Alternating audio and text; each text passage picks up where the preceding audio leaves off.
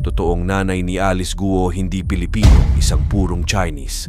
Posible raw na purong Chinese si Bamban Mayor Alice Guo sa pagsisiyasat ng kampo ni Senator Sherwin Gatchalian. Mukhang tukoy na raw ni Senator Win Gatchalian kung sino ang tunay na ina ni Bamban Tarlac Mayor Alice Guo na sentro ngayon ng kontrobersya dahil sa koneksyon niya sa mga pogo at sa hindi magkatugmang detalye ng kanyang pagkatao nang sumalang sa pagdinig ng Senado. Hinala ni Senator Gatchalian ang isang babaeng naggangalang Wen Yulin, ang tunay na biological mother ni Alice Guo. Sa prenisentang ebidensya ni Senator Win ang copy ng Certificate of Incorporation ng farm na pagmamay-ari ng pamilya Guo. Nakasaad sa dokumento mula sa Securities and Exchange Commission na isa si Wen Yulin, isang Chinese national sa mga incorporator o may-ari ng farm. Nakalista rin may dito na may-ari si Mayor Alice, pati ang mga kapatid at ama ng alkalde.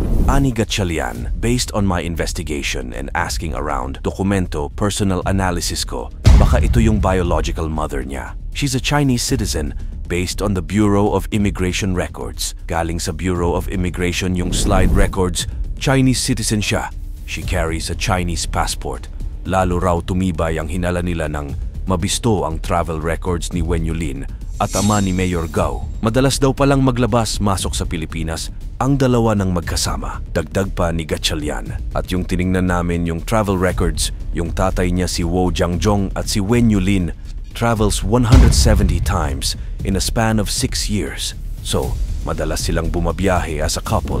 Una nang itinanggi pero inamin kalaunan ng alkalde na may mga kapatid siya. Dahil sa dokumento galing sa SEC, mas lalo raw napatunayan na talagang may kapatid nga ang alkalde ani pa ni Gatchalian. We also saw in the corporate papers na si Sheila Guo is the chief financial officer and treasurer of their company.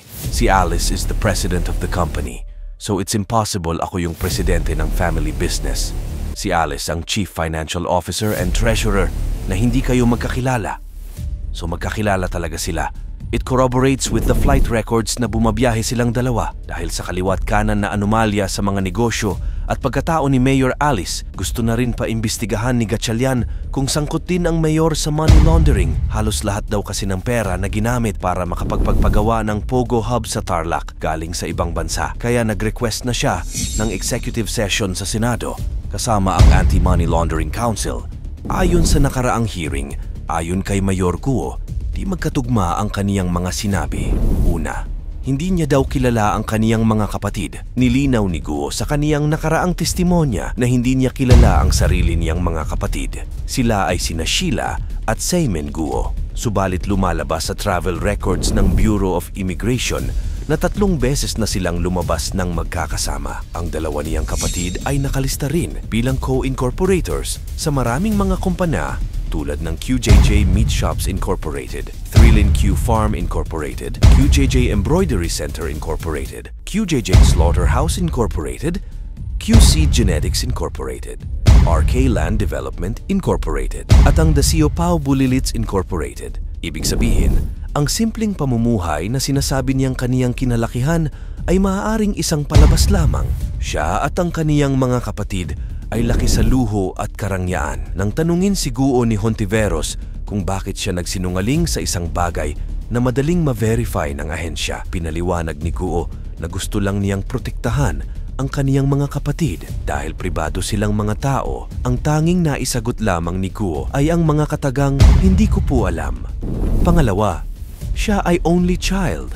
Sa isang exclusive interview sa journalist na si Karen Davila noong Lunes, May 20, 2 araw bago ang nakatakdang pangalawang hearing, isiniwalat ni Guo sa publiko na siya ay may 2 kapatid sa ama. Tinawag niya ang sarili niya bilang love child o anak na nabuo sa pag-iibigan ng kaniyang amang Chinese na si Angelito Guo at ina na si Amelia Leal, isang kasambahay na nagtatrabaho di umano noon sa bahay ni Angelito at ng asawa nito. Sa hearing, sinabi ni Alice na matagalan na nawala ang kaniyang ina. Lumalabas sa kaniyang birth record na nakuha mula sa Philippine Statistics Authority na ikinasal sina Angelito at Amelia Leal Guo noong October 14, 1982. Paano mangyayaring sila ay ikinasal kung siya ay may dati ng asawa si Angelito bago si Amelia?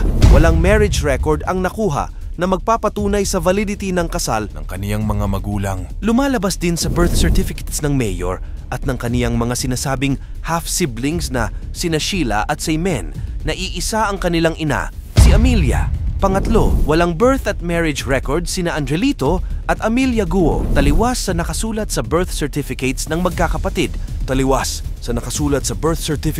magkakapatid. Wala ni isang nahalungkat na birth record at marriage record sina Angelito Guo at Amelia Leal Guo. Tanong ni Senador Hontiveros, posible kayang hindi naman talaga nag-e-exist ang kanilang mga magulang? Sinagot ito ni Eliezer Ambatali ng PSA at sinabing maaaring hindi totoong tao sina Angelito at Amelia. Maaaring hindi rin totoo na sila ay ikinasal dahil sa kakulangan ng ebidensya na sila ay nagkaisang dibdib. Tatlo ang nakikitang dahilan na may naganap na fraud o panloloko sa birth records nina Alice, Sheila at Seymen Guo ayon kay Ambatli.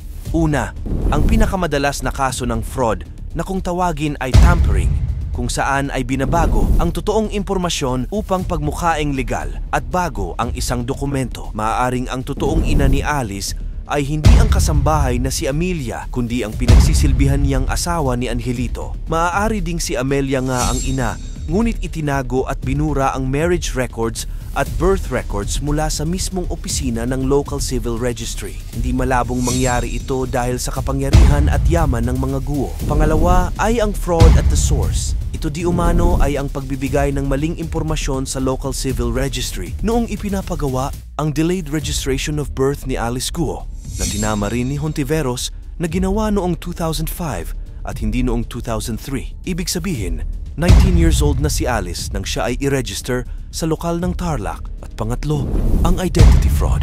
Ito ang pagnanakaw ng pagkakakilanlan ng isang taong patay na o paggawa ng bagong identity gamit ang identity ng iba. Maaaring ang pangalang Amelia Leal ay patay na at ginamit lamang upang maipalabas na may dugong Pilipino si Alice Guo. Maaari ding buhay pa rin si Amelia Leal at nagtrabaho talaga noon sa mga Guo bilang kasambahay, ngunit ibinenta niya ang kaniyang identity sa mag-asawang Chinese upang bigyan ng Filipino identity ang ina ni Alice Guo. Mula sa mga anggulong ito, hindi maipagkakailang may mga tiwaling opisyal sa PSA na nararapat ding imbestigahan at mapatawan ng kaukulang parusa sa kanilang paglabag.